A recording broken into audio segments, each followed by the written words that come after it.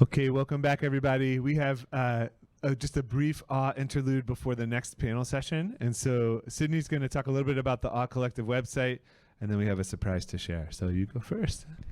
Hello, excited to be back up here. I wanted to show the Awe Collective website. It is just launched last week, but if there's anything you notice, we're very open to feedback and want to hear about your experience using it. We really want this to be a tool for people to use in their everyday lives, and so we encourage you to share it with your friends, with your family. You can also upload directly from your phone. You know, I mean, it's not an app, but if you go to the website on your phone, you can upload directly onto the website. So to start, we're going to go to the upload feature, and we're not going to upload something directly right now, but you would choose your file, either from your phone or your computer, and then you would title it or add a short description. So let's say that you were going to upload a photo of an apple tree. You could come up with a creative title, or you could just label it, "This is an apple tree that I found on my walk." You can add your name if you want to, and then this is where you would talk about what theme is it. And so themes we have here are light, color, texture, scale, nature, and other. And then you can add tags. Let's say it's purple, or it has spots on it. When we uploaded our poem, we added poetry and creative, creative collaboration? Creative collaboration. Yeah. So then you have the option. It can be shown only on the gallery, or you can add it to our map. So if you say, yes, you want to add it to the map, you can enter it in an address. You can either enter in the name of a place, or, for example, if we wanted to enter in Hotel Washington, which is where we're staying, it brings it up right there. And not only that one, but the other location as well. Or you can enter in, if it's easier, just a direct address. So we're 1301 Pennsylvania, and then it'll populate right there. So then, let's say you've successfully uploaded your photo. We would go then to the map. So the map operates with a heat map function, which means that the more photos that are uploaded to a specific spot, the hotter that section gets. And so it opened directly on Tucson, so you can see that, you know, because of the series, because that's where Jenny and I, or Dr. Gubner and I are located, that's where the majority of the photos are. And you can see as you get, it's still loading right now, but, oh.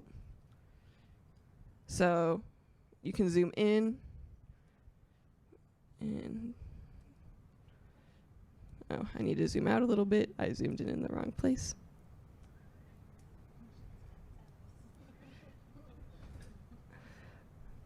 Okay.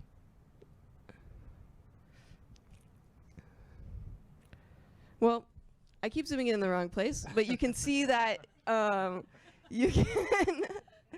There's awe there too. It just hasn't been documented yet, but there's awe everywhere. I can use the arrows. So you can see, you know, where someone uploaded one thing, it's surrounded by blue. Usually you have to upload a couple of things for colors to appear, but and then where you can just, yeah. That's the end of that feature. So, but if you zoom out, you can really see, you know, this project started originally as an international research project between Dr. Gubner and I. And so we had a conference in Greece, and we zoom out. There's some, you know, there was a recent conference in Mexico. But we can go over, where is it? And there we go. Populated on the other side of the world. So this really shows that this has reach internationally and is something that we hope to grow, and is one of my favorite features. So then if we go to the gallery, you can see everything that's been uploaded so far. But let's say that you want to narrow it down. So if we look at nature.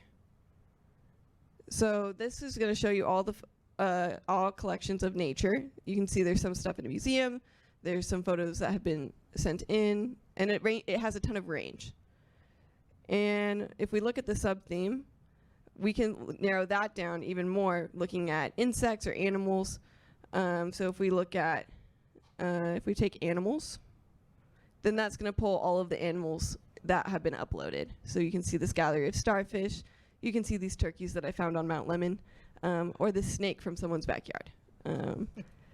And then we could even, let's say if we did flowers, you can even go, these are all the tags that other people have added to. So it's really customizable to what you want to be looking at. So now I'm going to turn it over to Tyler to read our poem. So the cat's out of the bag. There's a poem. And I want to thank everybody for helping us complete some original research this morning, original research in language. What we did with your responses to the prompt earlier is we combined them to make kind of a single document and response. So we've created something of a poem that functions like a dictionary for describing what awe is as created by the participants in the summit today. And so we'll share that back with you, and you may hear some language that you shared with us as well. It's so fresh, it doesn't even exist on paper yet. And it goes like this.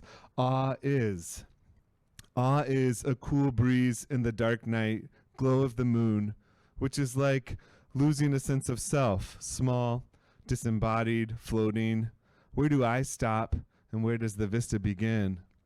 Here, the smell of horses, sunshine, cactus plants, or here, rainstorm during a brilliant sunset, the sky blues and purples, on the ground the brilliant greens and whites of saguaros in bloom, which is a sensation of freedom, light, air, release, suspension, which in turn is like having dinner with Mindy, the food, pasta, mushrooms, halibut, which she graciously allowed me to split, or what we remember, the smile exchange, the eye contact, handshake, not things big and small, but awe is like this, like the roses in the driveway, or Venus perfectly framed by trees, or the trees somehow remaining green and lush most of the year, or a hazelnut chocolate mousse with a sparkler, luscious, smooth, surprising, marking celebration, pride, accomplishment, spring turning into summer,